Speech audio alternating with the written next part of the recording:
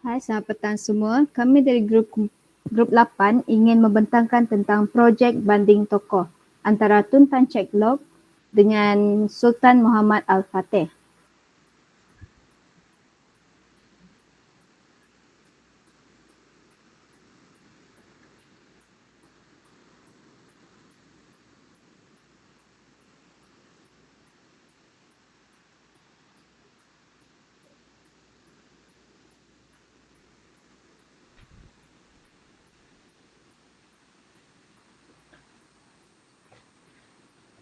Yang pertama adalah latar belakang tokoh. Latar belakang tokoh Tun Tan Chek Lok. Beliau telah dilahirkan pada 5 April 1883 di Heron Street, Melaka. Beliau juga telah belajar di Melaka High School iaitu Sekolah Tinggi Melaka pada tahun 1899 dan di institusi Raffles, Singapura. Pada 1902, beliau telah mula bertugas sebagai guru selama 6 tahun sehingga 1908 di institusi Raffles. Selepas 6 tahun berkhidmat, beliau telah meletakkan jawatan dan pulang ke Melaka. Lepas itu, beliau juga telah mengalihkan kerjayanya kepada perusahaan getah dan bekerja sebagai penolong pengurus estet getah kepunyaan sepupu beliau iaitu di Ladang Getah, Bukit Kajang. Pada tahun 1912, apabila beliau dilantik sebagai jaksa pendamai oleh Raja England, pencapaian beliau dalam bidang industri dan perniagaan telah diiktirafkan. Pada tahun 1914, Tun Tan Chek Lok telah membantu menghidupkan semula pertubuhan sukarelawan Cina Melaka dan menjadi ahli biasa pertubuhan ini sehingga tahun 1919. Pada tahun 1923, beliau telah dilantik sebagai ahli tak rasmi Majlis Perundangan Negeri-Negeri Selat oleh Kerajaan British. Pada tahun 1932 pula, beliau telah dilantik sebagai Esko tak rasmi Majlis Perundangan Negeri-Negeri Selat dan telah menghantar memorandum kepada pejabat kolonial British yang mengkritik sikap diskriminasi pihak British. Pada 27 Februari 1949, Tun Tan Chek Lok bersama-sama dengan pemimpin-pemimpin Cina lain seperti Tun Leong, Yu Koh dan Kolonel H.S. Lee telah menubuhkan MCA. MCA telah distruktur semula daripada sebuah badan kebajikan kepada sesebuah parti politik. Pada pilihan raya pula umum Tanah Melayu iaitu 1955, Parti Perikatan telah memenangi 51 daripada 52 kerusi yang ditandingi. Pada tahun 1957, beliau telah dianugerahkan dengan gelaran Tun dari DYMM Seri Baginda Yang di-Pertuan Agong sebagai pengiktirafan atas sumbangannya kepada negara. Pada 13 Disember 1960, Tun Tan Chek Lok dikabarkan telah meninggal dunia dan beliau juga telah menjangkau usia 77 tahun.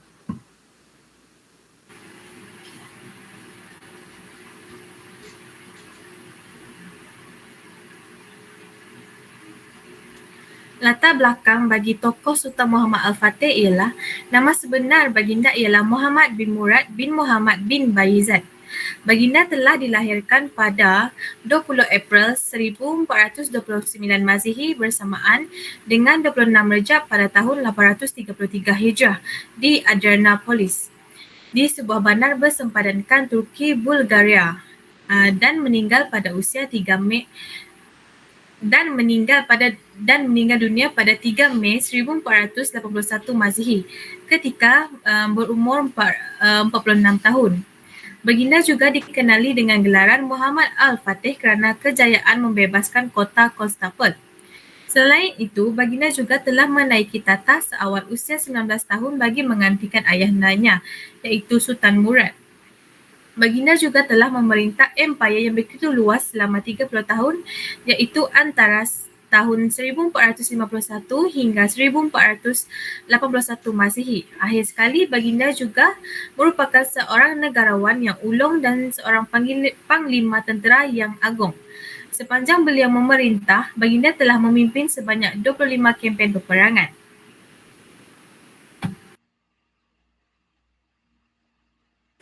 Sekarang kami akan masuk dalam bahagian justifikasi pemilihan tokoh. Tun Tan Chek Lok telah dipilih disebabkan beliau adalah seorang tokoh pemimpin masyarakat yang telah memberi banyak sumbangan terhadap perjuangan membela masyarakat kaum Cina dalam bidang politik, pendidikan dan kebajikan. Tun Tan Chek Lok ialah seorang pemimpin politik Cina di Tanah Melayu yang merupakan Presiden Perdana Persatuan Cina Tanah Melayu MCA pada tahun 1949. Beliau merupakan seorang cendekiawan, ahli perniagaan, ahli politik dan seorang yang berperspektif yang telah membantu masyarakat Cina memperolehi kewarganegaraan di Melaya. Beliau melindungi hak-hak dan kepentingan orang-orang Cina. Seterusnya, beliau juga merupakan orang pertama yang mempunyai wawasan politik untuk menyokong dan menggalakkan perpaduan kaum. Tun Tan Chek Lok memainkan peranan yang amat signifikan dalam menyatupadukan seluruh kaum Tionghoa ketika itu untuk bersatu di dalam sebuah perikatan bersama-sama dengan Perdana Menteri pertama ketika itu. Beliau juga telah bekerjasama dengan kerajaan untuk menentang komunisme dan bekerjasama dengan Tunku Abdul Rahman serta kaum-kaum lain untuk memperjuang kemerdekaan Melaya. Oleh itu, Tun Tan Chek Lok mempunyai sikap dan tingkah laku yang berbaloi untuk dipelajari oleh masyarakat. Sultan Muhammad Al-Fatih adalah seorang agamawan dan ilmuwan tersohor yang amat disegani oleh rakyat beliau pada ketika itu. Seorang yang sangat optimis dan bersemangat tinggi dalam kepakaran bidang politik, psikologi, seni tempur dan perangan serta beliau menguasai 6 bahasa. Sultan Muhammad Al-Fatih ini diangkat menjadi seorang raja pada usia seawal 19 tahun. Tu dah cukup dah membuktikan bahawa dia ni seorang yang sangat berkebolehan, anak muda yang mempunyai jati diri, dan beliau mula mengatur strategi untuk takluk kota Konstantinopel ni setelah beliau diangkat, seusai saja beliau diangkat menjadi raja. Menganalisis siri peperangan Islam yang gagal supaya dia boleh counter balik dan memperbaiki perang yang bakal diketuainya nanti. Sultan Muhammad Al-Fatih ni sekaligus mempunyai tentera hebat yang bukan sahaja dari umat Islam. Walaupun beliau Islam, tetapi tenteranya tergolong daripada Islam dan juga Kristian.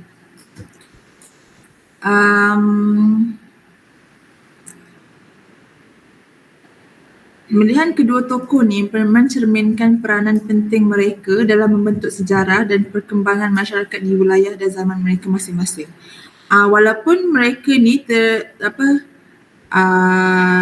berasal dari latar belakang budaya yang berbeza, beza bangsa, beza agama, beza zaman, tetapi keduanya memiliki dampak yang signifikan dan relevan dalam konteks sejarah mereka.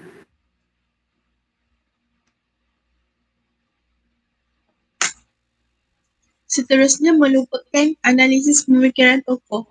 Tokoh yang pertama merupakan Sultan Muhammad Al-Fatih. Sultan Muhammad Al-Fatih memikirkan bahawa sikap mencintakan ilmu merupakan satu perkara yang penting sebagai manusia. Sikap mencintakan ilmu menjadikan beliau suka berdamping dengan para ulama bagi mendapatkan ilmu. Pelbagai ilmu yang telah dipelajari beliau antaranya ilmu Al-Quran, tafaqih Islam dan juga ilmu fiqh. Beliau juga mempunyai kepakaran dalam bidang ketenteraan, sains dan juga matematik. Beliau menguasai 6 bahasa, antaranya merupakan bahasa Arab, Parsi dan Latin. Beliau membuktikan bahawa untuk menjadi orang yang hebat, kita memerlukan ilmu pengetahuan yang banyak. Pemikiran Sultan Muhammad Al-Fatih yang kedua ialah beliau menyedari bahawa mempunyai matlamat hidup yang tinggi mampu menjadikan kita seorang yang berusaha tekun bagi mencapai sesuatu. Beliau membuktikan dalam mempunyai matlamat dan kehidupan menjadikan kita seorang yang berusaha gigih dalam memastikan matlamat tersebut tercapai. Contohnya, keyakinan beliau dalam menakluki kota Konstantinopel menjadikan beliau seorang yang tidak putus asa dan sentiasa mempelajari ilmu berkaitan dengan mempelajari ilmu sebagai persediaan sebelum menakluki kota tersebut. Oleh itu, isu ini membuktikan bahawa matlamat yang tinggi sangat penting dalam usahanya menawan kota Konstantinopel. Seterusnya merupakan penyusunan strategi. Hal ini merupakan aspek penting bagi mencapai suatu kejayaan. Contohnya, dalam menghadapi peperangan, Dalam menghadapi peperangan dalam menawan Konstantinopel, beliau merupakan seorang yang cekap dan bijak dalam menyusun strategi sehingga mereka semua mencapai kejayaan. Bagi beliau, perancangan yang baik akan membuahkan hasil. Yang terakhir, Sultan Muhammad Al-Fatih menyedari ketakwaan diri kepada Tuhan merupakan sebuah aspek yang penting. Hal ini dibuktikan apabila beliau tetap beribadah dan sujud kepada Allah walaupun beliau sibuk dengan urusan duniawi seperti peperangan dalam menakluki kota Konstantinopel. Tokoh yang seterusnya ialah Tun Tan Cheng Lock. Pemikiran Tun Tan Cheng Lock yang pertama adalah sikap yang bertanggungjawab dalam memelihara bangsa. Beliau sentiasa berusaha melindungi kepentingan bangsa beliau. Sebagai contoh, beliau menghidupkan semula Persatuan Orang Cina Peranakan British atau dipanggil SCBA bagi melindungi kepentingan golongan ini di negeri-negeri Selat. Oleh kerana usahanya, beliau telah dilantik untuk menjadi presiden dalam persatuan tersebut. Semasa Jepun mendarat di Tanah Melayu, Tun Tan Cheng Lock telah melarikan diri ke Madras, India dan menetap di sana sehingga peperangan tamat. Namun begitu, semasa peperangan tamat, beliau telah menubuhkan Persatuan Cina Perantauan India atau dipanggil sebagai OCAI dan menghantar memorandum kepada pejabat tanah untuk membolehkan penduduk berbangsa Cina mendapat kerakyatan Tanah Melayu. Akhirnya, cadangan itu telah diterima oleh kerajaan British lah. Pemikiran Tun Tan Cheng Lock yang kedua adalah tentang kepentingan pendidikan. Beliau menyedari bahawa pendidikan merupakan suatu elemen yang penting dalam kehidupan bagi memastikan sebuah generasi untuk terus berkembang. Beliau menyatakan pentingnya pendidikan dalam memajukan masyarakat. Beliau menyedari bahawa pendidikan adalah kunci untuk membebaskan diri daripada keterbelakangan dan kemiskinan. Oleh itu, dia mendorong pendidikan yang berkualitas dan akses yang adil untuk semua warga negara Tanah Melayu pada waktu itu. Beliau juga menyediakan kemudahan beasiswa kepada pelajar Cina yang pintar tetapi kekurangan sumber kewangan untuk menyambung pendidikan. Oleh itu, mutu pendidikan, perkhidmatan dan masalah sosial ekonomi penduduk Tanah Melayu pada ketika itu dapat dipertingkatkan.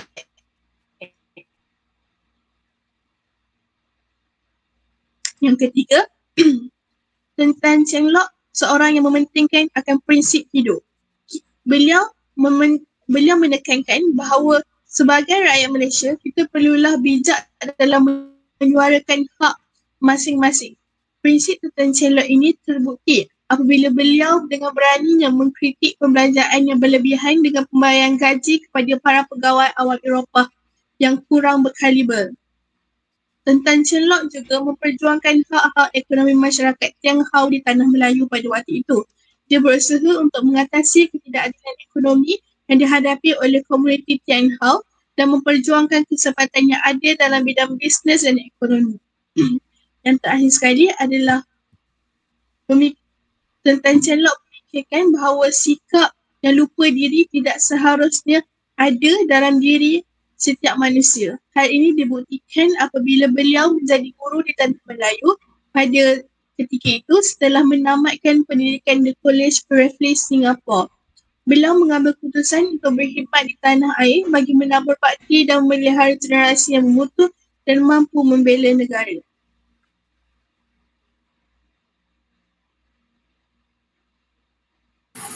Seterusnya ialah pembandingan pemikiran antara tokoh. Sultan Muhammad Al-Fatih. Umum mengetahui Sultan Muhammad Al-Fatih ini lebih tertumpu akan kepentingan ilmu di dalam kehidupan. Ia dapat dilihat melalui kehidupan beliau yang mempelajari ilmu sejak kecil lagi, iaitu ilmu Quran, hadis, fiqh, matematik dan sejarah. Sebagaimana kita ketahui, ilmu ini amat penting di dalam kehidupan seseorang dan menunjukkan pemikiran Sultan Muhammad Al-Fatih ini selari dan sesuai terhadap konsep falsafah yang dipelajari.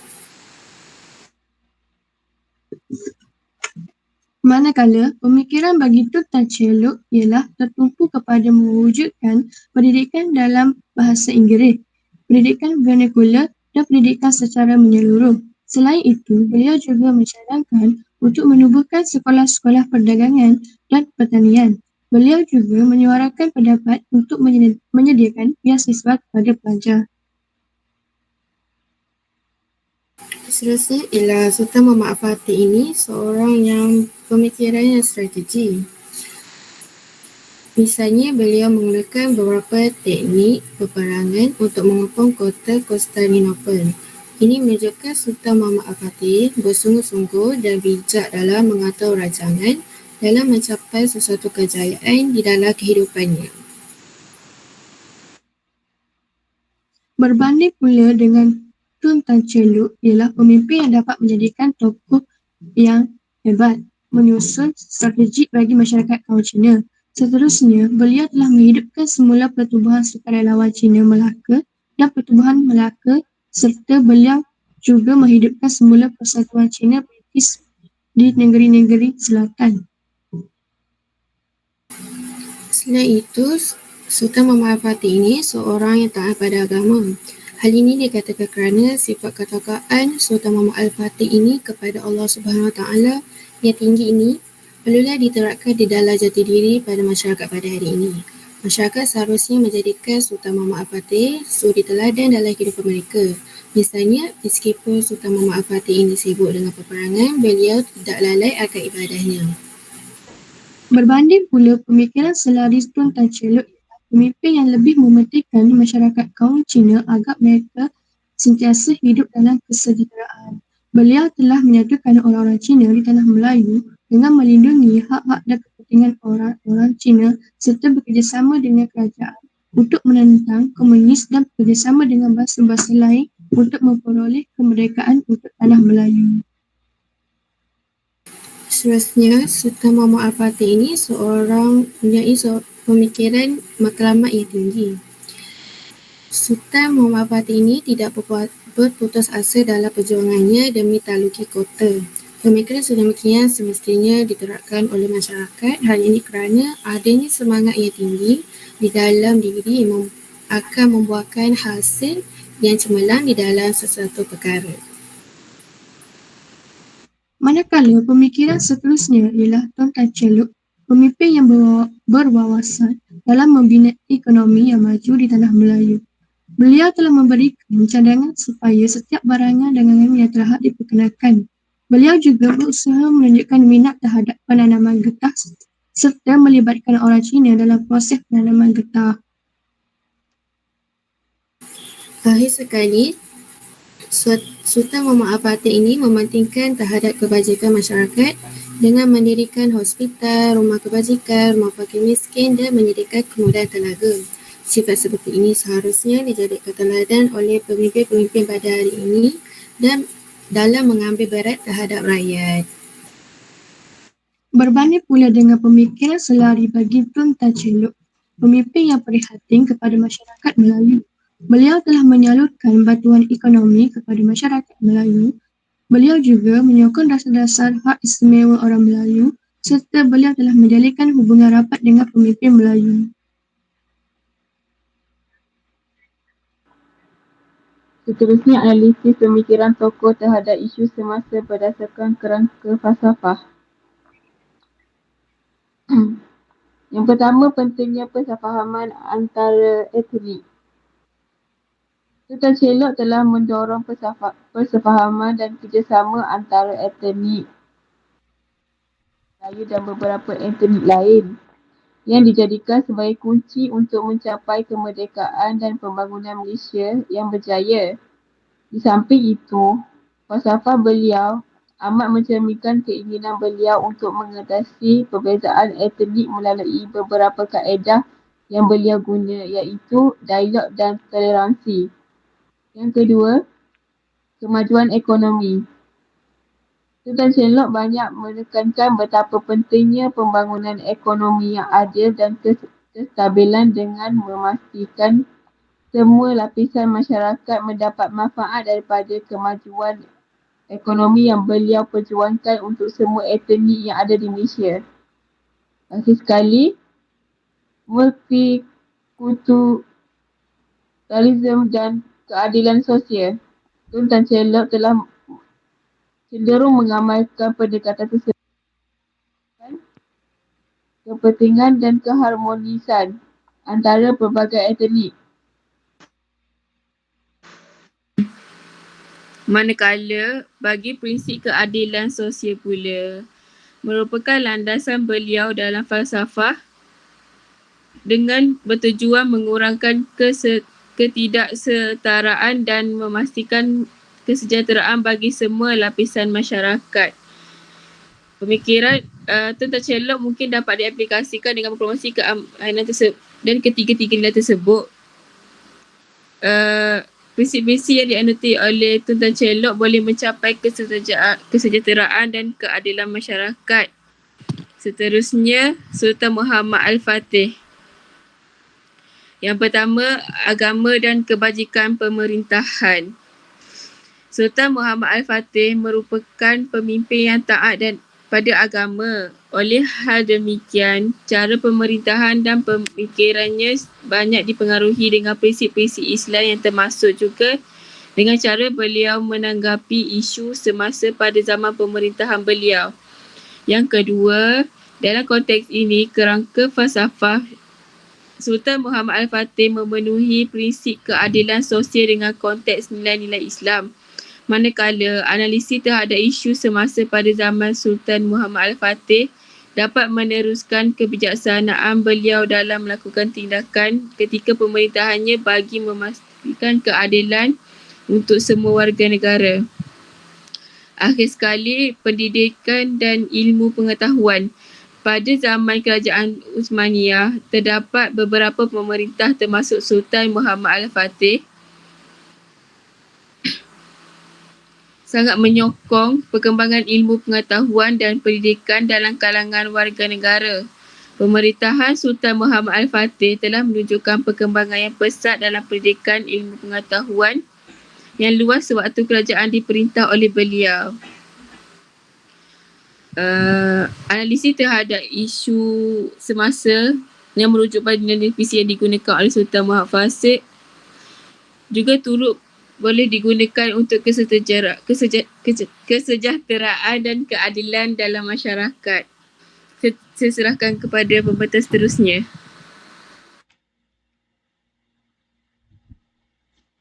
Kesimpulannya, daripada pembentangan yang telah dilakukan hari ini untuk mengkaji pemikiran ahli falsafah dunia iaitu Sultan Muhammad Al-Fatih dan tokoh falsafah Malaysia yang dikenali iaitu Tun Tan Sri Lok telah memberi impak yang besar dalam kalangan masyarakat pada zaman ni.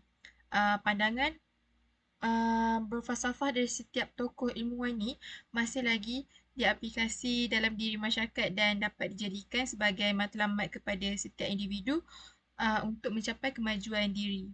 Hal ini, pemikiran tokoh Sultan Muhammad Al-Fatih berkait rapat dengan tokoh Tun Tan Sri Lok kerana ia menekankan penerapan ilmu dan pendidikan. Ia dapat memberi panduan kepada hidup masyarakat dan menjadikan seseorang tu berjaya dalam hidupnya serta dapat diteruskan kepada generasi yang akan datang. Oleh itu, pendidikan dan ilmu tidak akan hilang di mata dunia kerana ilmu yang dipelajari hendaklah diterapkan dalam diri kita. Ilmu tanpa amal adalah seakan-akan pohon yang tidak berbuah. Itu sahaja daripada kami.